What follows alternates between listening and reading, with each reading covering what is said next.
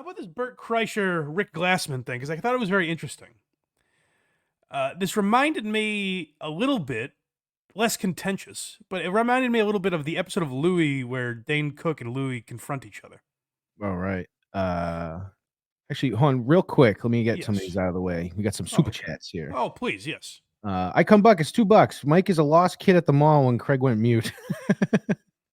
Legitimately, because I didn't know. My instinct should have just been to keep talking, Mhm. but I was like, I'll feel like a real fool. I'm talking to no one right now. Yeah, because I was there. I could hear you. You couldn't hear me at first. Damn. Charles Lovett, $5. Didn't write anything. Thank you, sir. Well, thank you. Those are the best kinds. Yeah. Mark Batista, $5. John went from little Dutch boy to Fred Flintstone with that haircut. That's very funny. Like Samson, he lost his powers. Great show, guys. Well, That's exactly who he looks like, Fred Flintstone. Perfect. I've heard that, yeah. Narco 2112, $2. Here's some money. I'm going back to bed. It's not that early, guys. Jesus. Dang Lizard, €5. I switched to super chatting John advice. There's nothing more enraging. He learns nothing. It's infuriating. I know. I've tried.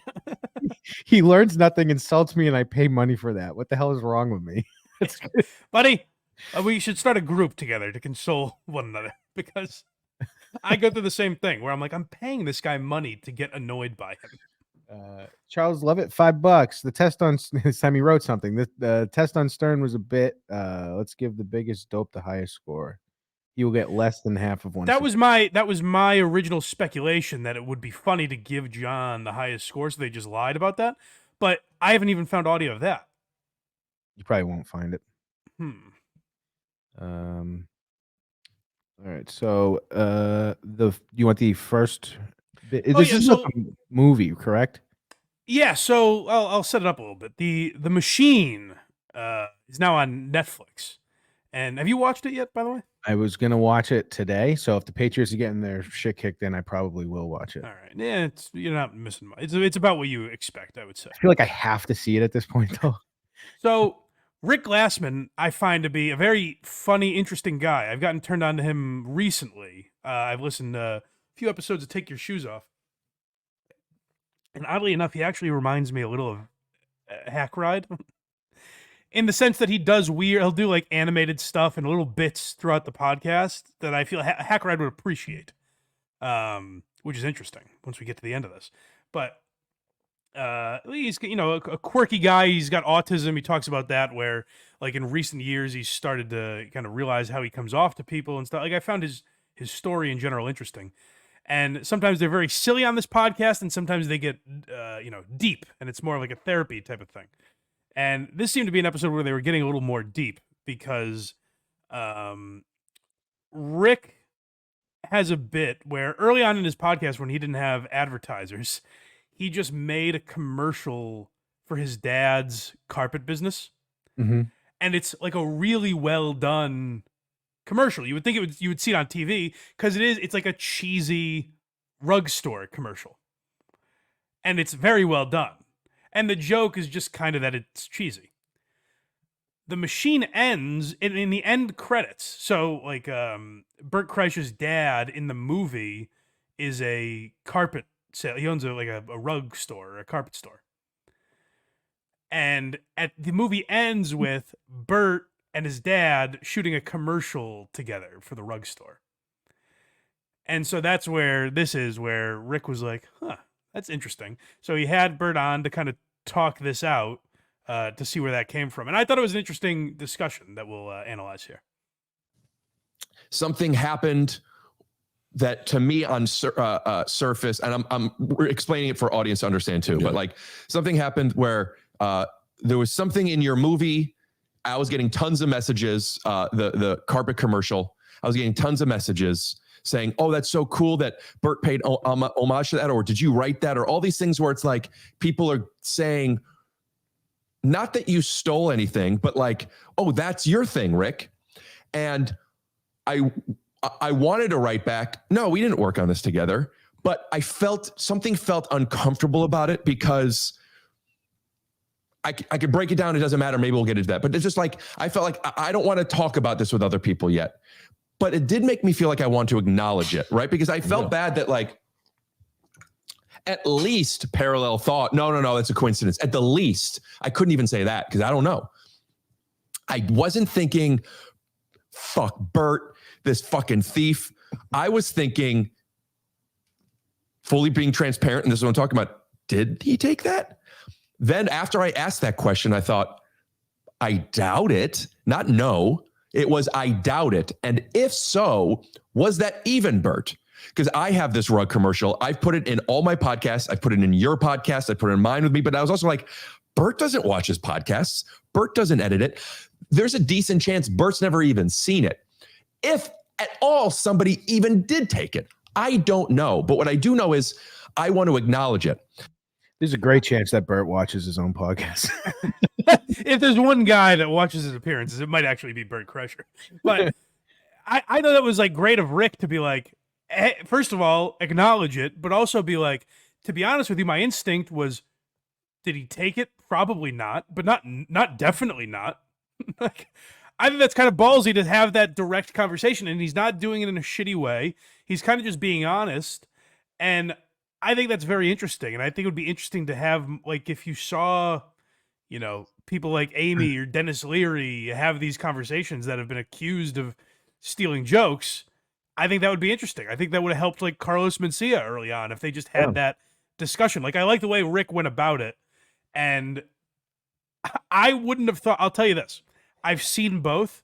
The rule with Netflix is if we play part of a movie that's on Netflix, they get to rape my closest family member. We're not gonna play the commercials, Right? But I've seen them. The similarity is like the tone. You know what I mean? Where like Rick does this so much that you would think it would come up in Bert's world, like, hey, that's very similar to something Rick Glassman does. It's not like a word for word ripoff of a thing, but it does kind of make you think like, huh, that is odd. Now, Bert's a big enough comedian that maybe he just had no idea Rick did this thing. You know what I mean? He's not paying attention to every other podcast. But isn't his dad also like legitimately a lawyer? So he says, I don't know if we have the clip or not, but he says, he goes, I didn't write the movie, and my dad's a lawyer. I don't know why I think we do have that clip, so I'm not going to repeat everything he says. There's some weird reason that they didn't make him a lawyer. I don't know. This next one is original reference. Yeah, so this is they explained it a little more. I was caught off guard, especially because I was like, oh no, this is. I said in a Rolling Stone article, in 1997. Rolling Stone article was about me. It was a 6.5-page article bring it about up the again. number one party animal in the country. Mm-hmm. In the article, they said, what is going to happen to Bert Kreischer? That's how they end the article. Some towards the end. And I said, I'll probably be selling carpets in East Georgia.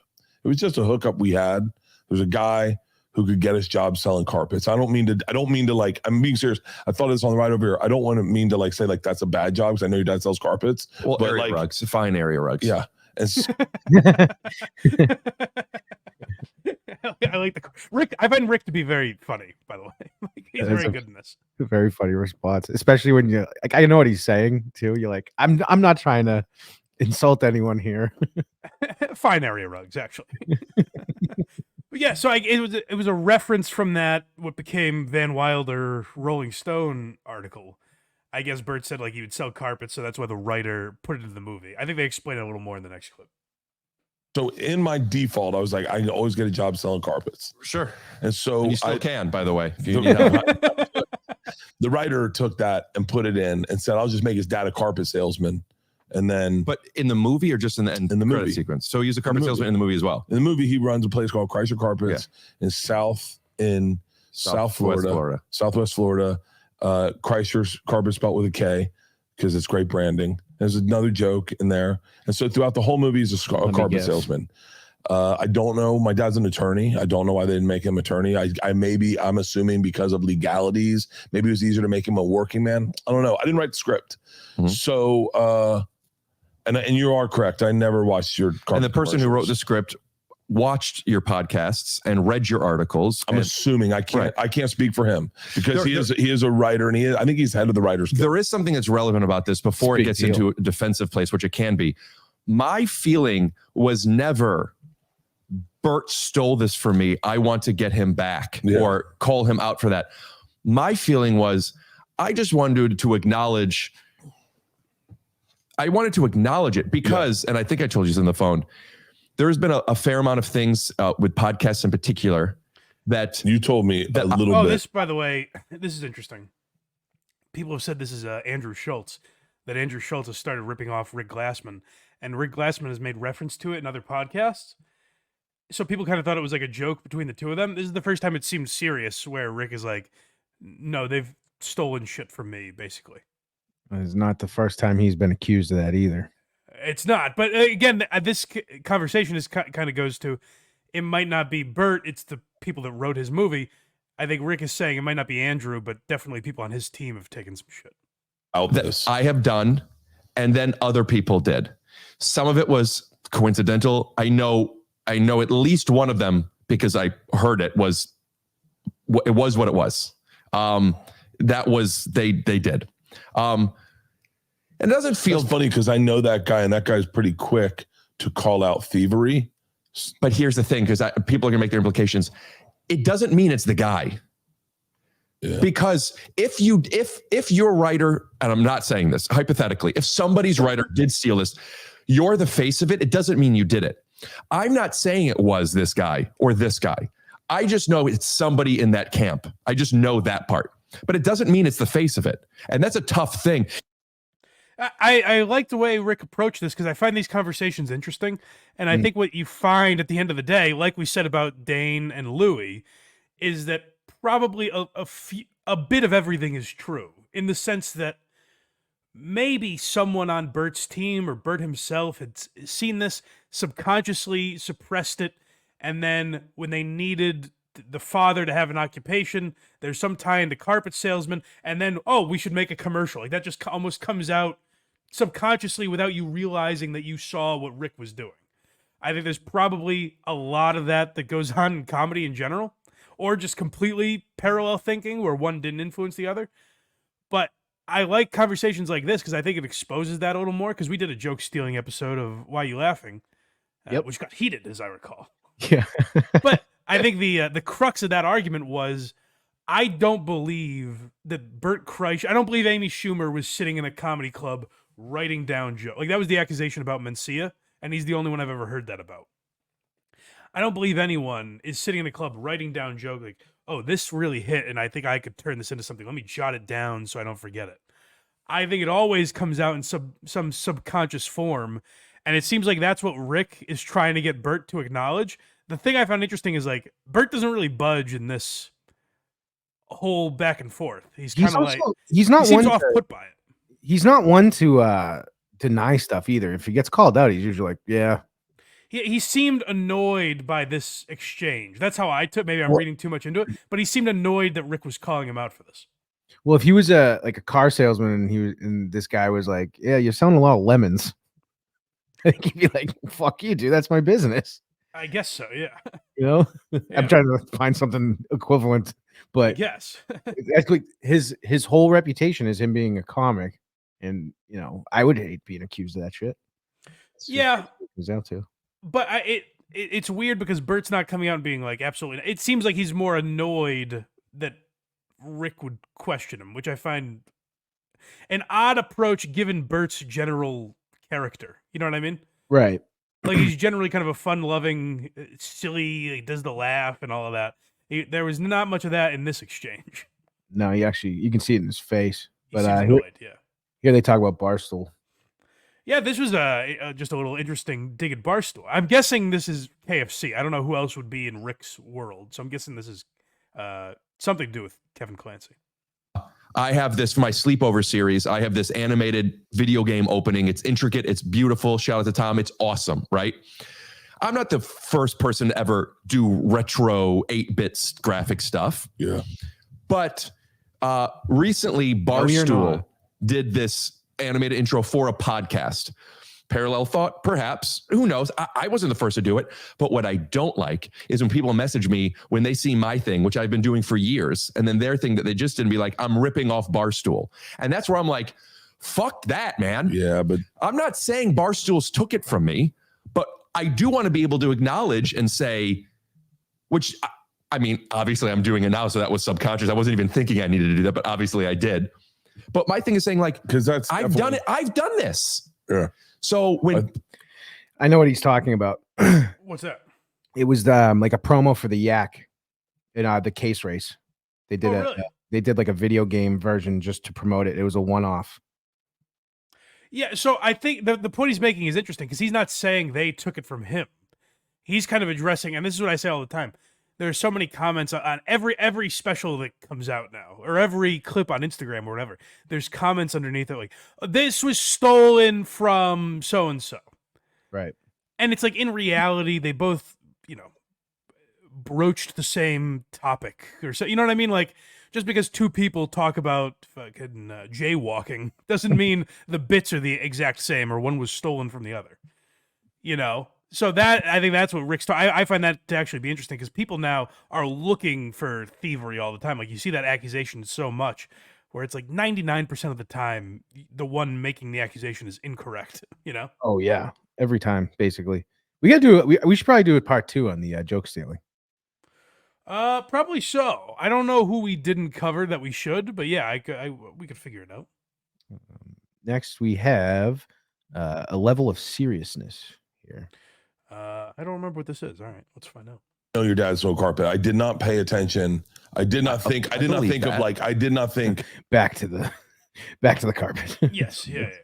I did not put the 2 and 2 together only because when you're making a movie, the last thing you're thinking of really is like everybody else's stuff. My dad's occupation. It was like I had so many fish to fry Hold on on. I like that Rick is trying to give him an out and be like, "Hey, you're not thinking about my bullshit when you're making a movie."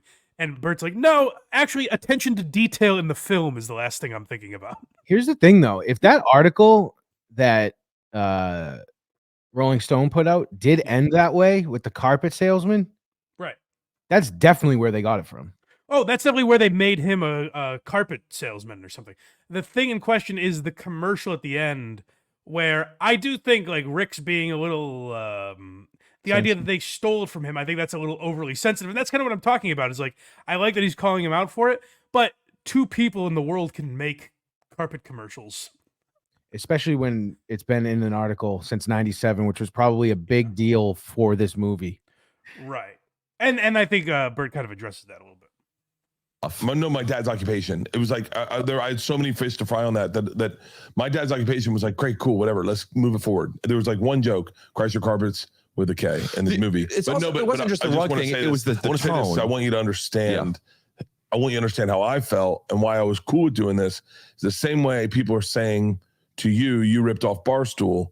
I sat there and told me about this. I went, when our friend, it'll be bleeped. Yeah, when he told me about this, I went, you're kidding, right?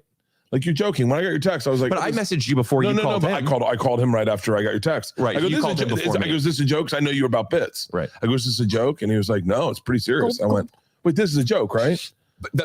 And we've talked about this, and it wasn't pretty serious. Well, he said it was. Well, I believe he believed it was. I don't think he was instigating. I really don't. We talked about that, and I don't want to get in details for people to deduce too much. But like, it wasn't. It was. And you know what?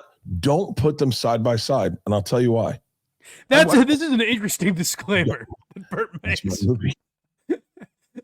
is the one thing I thought was a little weird that he's like, "Hey, don't compare them," because I thought that was a weird thing to be like, "Hey, don't let people see how similar they are." Hey, you want to just sweep this under the rug, please?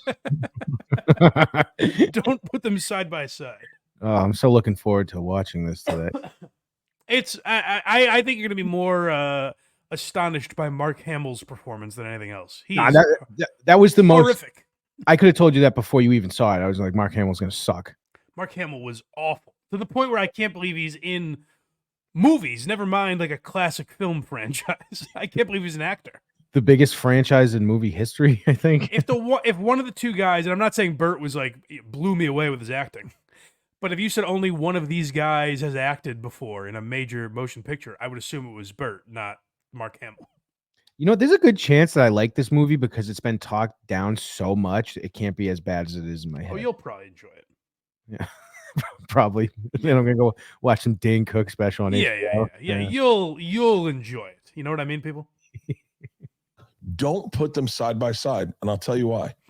I want people to go watch my movie. Sure. So Craig will. I'm being serious. I would love to see yours. I've seen yours. I will say, and knowing what we shot, knowing what you shot, yours is better. I see that you're saying. Oh, humble. What you're saying is that you went for a motif that we definitely ended up hitting that same motif. I think of cheesy. Like, and that's what you were shooting for. But I liked yours when you showed it to me. Thank you. But it's not about how good mine is. It is a very similar tone. And I would believe. I would argue, and I'm just saying this out loud, but I think if your dad had been a car salesman and we had done a car commercial and you had done car commercials, they also would have been in a similar tone. Because there's only a couple ways to sell cars. Sure. And there's only a couple ways to sell cars. It's hard to know what inspiration You're came right. from You're it totally right. because And I you have to weren't say, there. I didn't write it. And he may have seen it. He may not have seen it. He may have and may have not. I will not speak. He wants us to tell this guy to go fuck himself so bad. He does. And what's interesting about it is I think Bert's kind of right in the sense that, like, listen, there's only so many ways to shoot a cheesy commercial. Yeah. The fact that it's carpets made people think, like, oh, that's Rick Glassman's thing. Yeah, like Gillian Keeves' ISIS Toyota. Right. I mean, like, that's how those commercials are shot. Right, exactly. So if you made if there was another joke about a car commercial, you might say, like, oh, you're ripping off Gillian Keeves, but the joke could be something entirely different. Again, I watched them both, and I get the similarities. I don't think anyone said, let's do Rick Glassman's commercial at the end of this video. And you see that frustration with Bert here, where he does kind of want to tell this guy, like, fuck off, I didn't take it. Please stop talking. But I like that Rick is calling him out for this because he just wanted an honest discussion about it. You never see this on camera, really, like a real call out. That's what I like about it. Where, like, I think comics gets very, very worried now. Like, the tie between podcasting and comedy has been interesting because, like, confrontations like this would get you a lot of views, but I think comedians are afraid of it. And I think what Rick is kind of proving in this exchange, maybe Bert feels differently and they'll never fucking speak again. But I think Rick is kind of proving you can have, like, an adult conversation about this where both guys don't hate each other when it's over, you know? Right. Next, still going, needed to be addressed.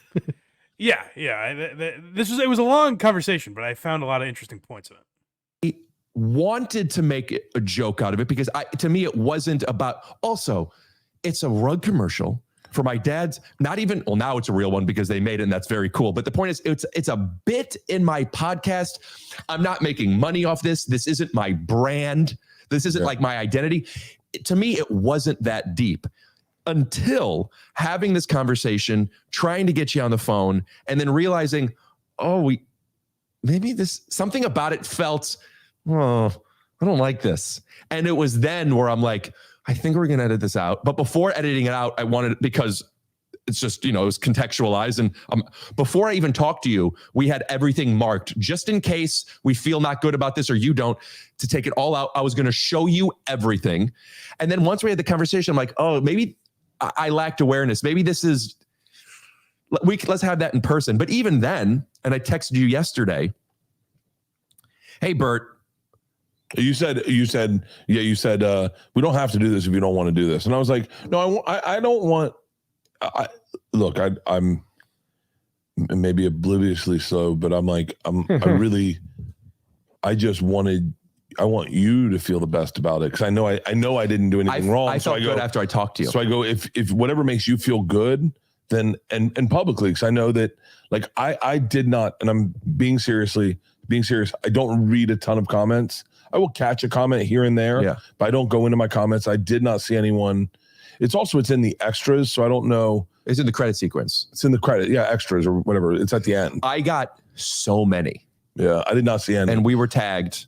And that's kind of a way of, like, saying, like, I have a lot more followers than you. No. Yeah, and it's also like, is he making like millions off this friggin' carpet commercial? No, well, that's the point he's making. He's not making any money off of it. It's like, But what does that mean? That doesn't mean anything. No, I know. It's like remember, I forget which joke it was we were talking about in the Thief episode. It's like, is it worth doing that? You know what I mean?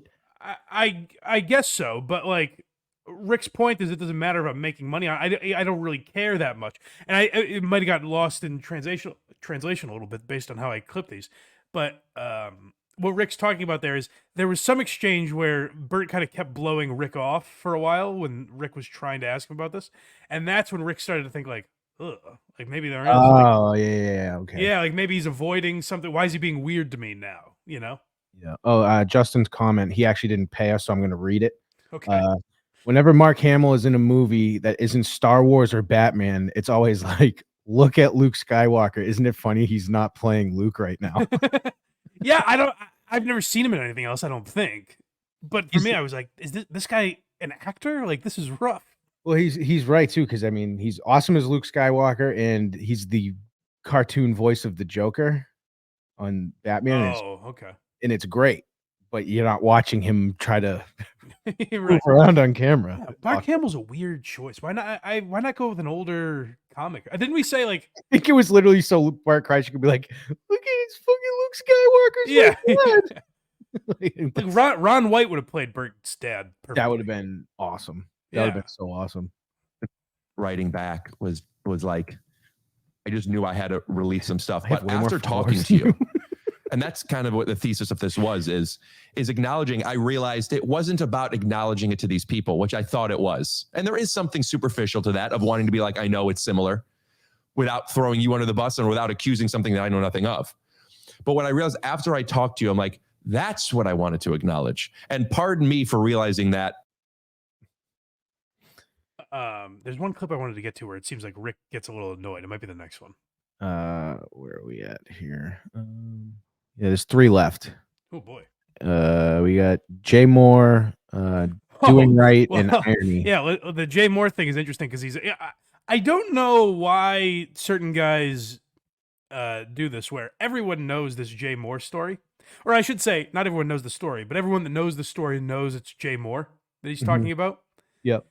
And Bert does a weird thing where he won't say Jay Moore's name for some reason. Maybe it's like, I don't want to draw attention to it or whatever. But everyone that knows the story knows who it is, and he's talking about Jay Moore here. Oh, is this the Tracy Morgan joke or something? Yeah. Well, yeah. So for people that don't know, Bert had an interaction with Tracy Morgan where Tracy Morgan was being Tracy Morgan essentially, and Jay Moore started telling that on stage, and told it as if it happened to Jay instead of Bert.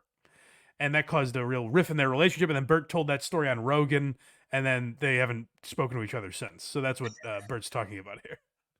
Other words, I was thinking like, I do not want you to come over because you feel like you need to clean something up or feel obligated. But I recognize that existed. And that's why I sent that message like, hey, we could have this at some point, but let's have it whenever, because I don't feel any urgency. I felt better after just talking to you. So there is a little bit of tackiness of you like, I have to go to Rick's to talk about this thing. And like, I didn't want that to be a thing. Well, I did feel obligated to do this because as a friend, I don't want you feeling that.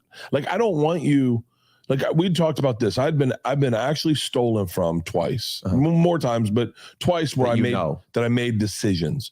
One time I made the decision to talk about it, and I wholeheartedly regret that. Because because a lot of people attacked me and said I'm doing it for this reason, or I'm doing it for that reason. But how would a lot of people know about it?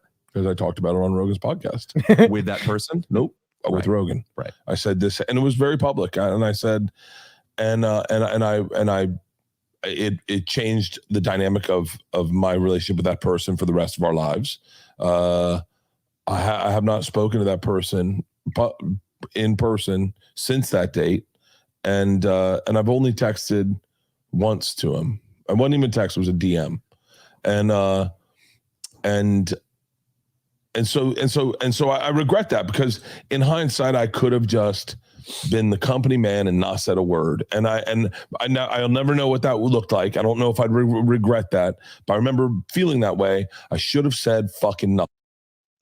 It's such an interesting mentality, because he's in the middle of a conversation like that I think is going like well for both of them, really. Like Mhm. I'm sure people will agree or disagree with one side or the other, but like it's so interesting that he's having this conversation about Jay Moore, and he seems to regret it, and yet he couldn't like just text Jay Moore and be like, "Hey, let's do a podcast together. Or let's go fucking grab a coffee or something." That tells me that Jay Moore said some stuff he can't take back. Maybe, yeah, maybe he just hates Jay Moore now, but it seems to be like eating him up on some level, which I found interesting. Yeah, they were really close. He opened for Jay, I think is how it Yeah, started. yeah. Flex 316, $2. Mike has to read this. Too bad, sucker. Flex 316, $2. Read the chat, Mike. You blind. Feel it. This seems harsh. I don't even get that one. Dang Lizard, €5. Every time Bert is on screen, everyone else should say, "Where is Bert?" Bert Kreischer seems like a real poochie. I don't get that. I don't Is that either. your mom's house reference or something? Possibly. Lawyers, A guns, lot, and a lot of people hate Bert. Yes. Like, I mean, I think that happens with anyone that gets as big as he is, but Mhm. like a lot of people do not like Bert Kreischer. I don't understand the beef with him, really. He's a bad podcaster or something is the thing. Even though I don't think he's that bad. I think he's interesting on podcasts sometimes. I think he's way better at podcasting than stand up. I don't think his stand-up is that bad either. Like people say he's a terrible comedian. I don't think he's. I think he's. We've talked about it on here before. On podcasts, he'll bring up stuff that you're like, oh, I can't believe he's talking. Well, he'll do shit like this, where even though it's clear he doesn't want to be in this conversation, he'll have it. He'll still do it. Yeah. Yeah. Lawyers, guns, and money, $5. This guy and his carpet commercial. Yeesh. Yeah. Well, if you listen to the podcast, it is like kind of a funny thing that he did. It is signature to him. I get why he thought like, oh, this must be related to me on some level. Yeah. Do you want to keep going with these? Sure. Yeah, we got the two more. They're not as long as they have been. Okay. This one is doing right. All right. Had I had any insight about your dad's carpet commercials or your dad's, I would have flown you to Serbia and had you direct it, and we would have shot it the way you wanted it, and it would have been your first directing credit in still would have fucking a stolen major it. motion picture. And I would have within a fucking heartbeat. I would, if I had known. Hold on, pause. That's a great. we would have done it. We would have paid you a few bucks. I didn't even pick up on that. That's hilarious. I mean, yeah, of course we still would have stolen it, but did you hear him too? He's like, you would have got directing credit in a major motion picture. Yeah. So basically, he's saying if you called us out earlier, you could have bolstered your IMDb a little bit. Yeah, you know? la-di-da. Any insight about your dad's carpet commercials or your dad's, I would have flown you to Serbia and had you direct it, and we would have shot it the way you wanted it, and it would have been your first directing credit in fucking a major motion picture. And I would have within a fucking heartbeat, I would have, if I had had any insight of any of that, I would have called you immediately, said, "Yo, Rick, my dad's a carpet salesman. More importantly, in the end credits, we're going to be doing a carpet commercial. I haven't seen it, but I know you do carpet commercials." Have I mentioned I haven't seen it? Again, he seems almost like he's patting Rick on the head, like, "Hey, you did a carpet commercial, buddy." When I sympathize with what Rick's point is, like, no, if you watch them together, which Bert has mandated us not to do, but if you watch them back to back, there is a similarity. Like, I get what Rick is talking about, where it seems like Bert's just saying, like, hey, we both have dads that sell carpets, even though Bert doesn't really, you know? Nick West, $2. Bert's personality is grating. See Joe List. Well, Joe List squashed the beef. There's no beef. Oh, from the bachelor party or whatever? Bachelor party incident, yes. Right. Joe was just on, he was on your mom's house, and they brought up the story. And Joe goes, "I've been dreading this moment. I thought you were going to bring this up." Off topic completely. The movie, 4th of July? Great movie. Where can you watch that right now? I know Louis' website, I assume. Oh, okay. I don't know if it's been. I don't know why they wouldn't have that on some streaming platform. Maybe they won't work with Louis, but you'd think at least like Amazon would have it or something. Something. This last one is really short, but it's just called. I think this is the one I'm looking for, though, where Rick kind of throws a little shade Bert's way. Yeah. Put a little coffee break music. Oh, hold on. No. This is the ultimate irony. We'll have to hold on a second. But I guess maybe I didn't clip the one thing I found interesting where Rick goes, he mentions the attitude that Bert has in like, fine, I'll come over here and do this. And Rick was like, that's why a little bit I'm like, kind of like, fuck you with the attitude, because like, I want to address this and you've been avoiding addressing it with me. You know what I mean? Yeah. So I did find that interesting. It seems like, they talked it out. They're in a good place and everything. The ultimate irony of Rick accusing someone of stealing something.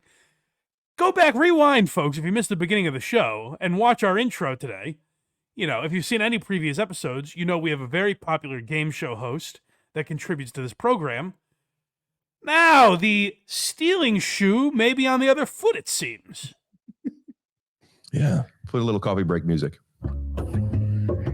This coffee break is brought to you by me, Jerry Seinfeld. What the fuck, Rick? It's an amazing drug. Jesus. All right, everyone, flood Rick Glassman's mentions and let him know that he is stolen from us and Hack Ride. If everyone in here right now goes and comments on the last video that you stole from Hack Ride, Yes. he'll see it.